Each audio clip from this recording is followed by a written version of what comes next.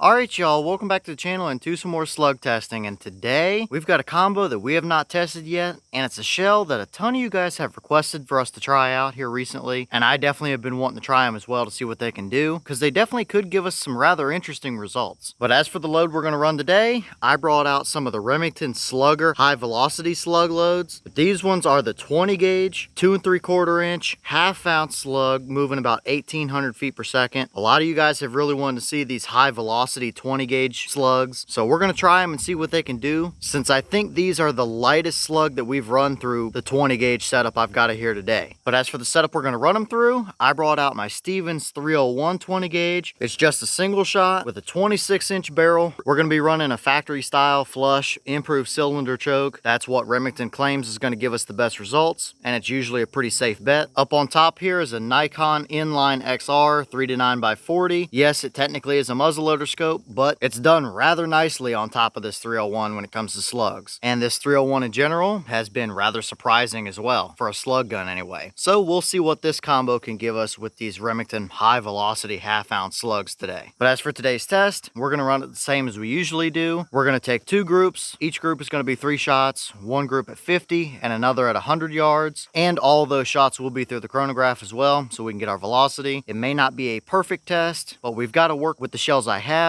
and it'll at least tell us if this is a decent combination at all. So let's get you guys set up with a view of those targets. We'll shoot our groups and then bring everything back here to the bench and see how it actually all performed.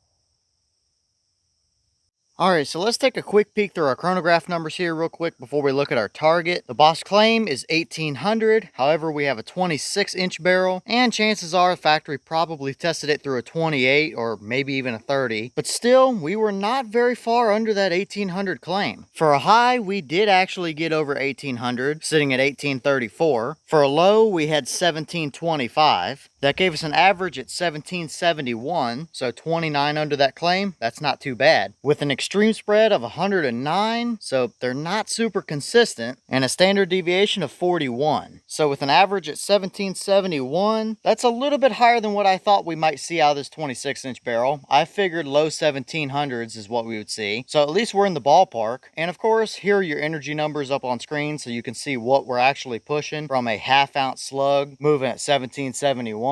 That is still plenty enough to get the job done on a deer. I just don't know how well the slug would actually hold together once it impacted the deer, especially with it being a half-ounce projectile instead of a 3/4 or a 1 ounce. But now let's move over to our target and see how accurate they actually were.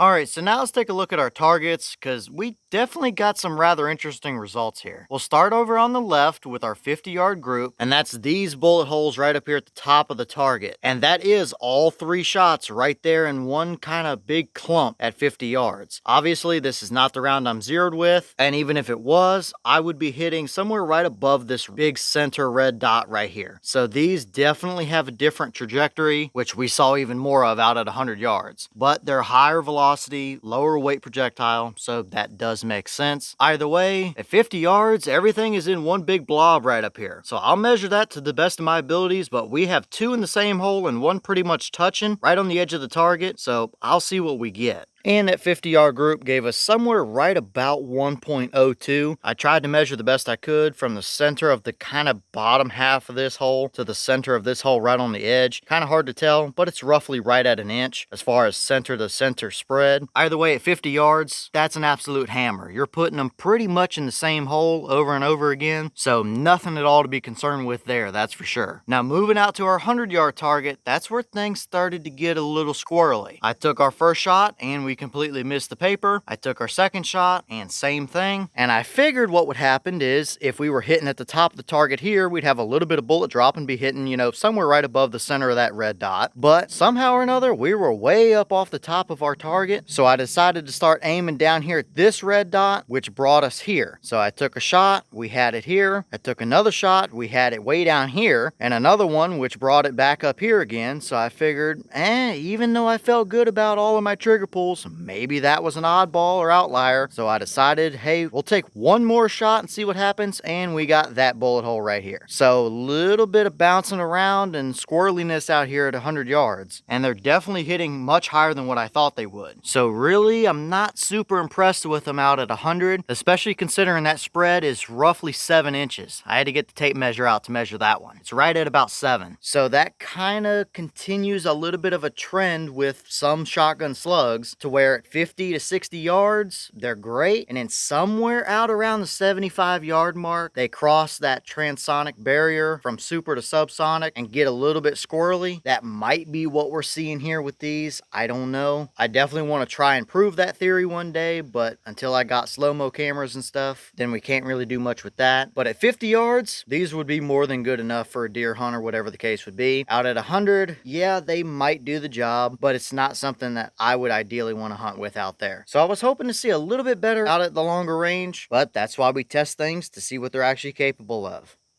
Alright y'all, well, what did you think about those results? Definitely pretty impressive in at 50 yards. I mean, you're punching them pretty much in the same hole over and over again. That's about as good as what you can realistically ask for. So out to 50, yeah, I wouldn't hesitate to hunt with those. But out at 100, we definitely started to get a little bit squirrely. I thought we might see better than that. We've seen some really nice accuracy with some standard rifled slugs through that 301 out at 100 before. And especially after seeing that 50-yard group putting them all just about in the same hole, I thought there was a pretty decent chance out there, but that's not exactly what we saw. We do have a very slight bit of breeze out here today, but I don't think it should have been anything that affected it that much, especially since it's more of a vertical string than it is any kind of left to right, like how the wind would take it. And I felt good about all of my trigger pulls, so that's just kind of what we're gonna get. Now maybe we can go to a different choke, maybe a modified or something, or potentially even a rifle choke, which is something I definitely plan on testing very soon with these slugs in that same setup, and maybe we'll see some better results from it, but I don't know. Leave all your thoughts down below. Is that about what you expected to see? Were you a little surprised one way or the other? Have you tested any of these 20 gauge high velocity sluggers? And if so, what kind of results have you seen from them? Is that a combo you would hunt with? Would you limit your range, or would you take it out a little farther than 50 yards if you would hunt with a high velocity half-ounce slug in the first place? Or would you rather see it a little more consistent than that? And what other slug combos do you want to see us run, whether it be in this 20 gauge or something else? Let me know all that down below. But with that being said, I've got some more testing to get done for you guys, so I'm going to get back to it. As always, you have the channel Instagram as well as the mailbox where you can send stuff if you'd like. All the information will be in the description if you're interested in it, but I'm going to get back to it, so I'll see y'all in the next one.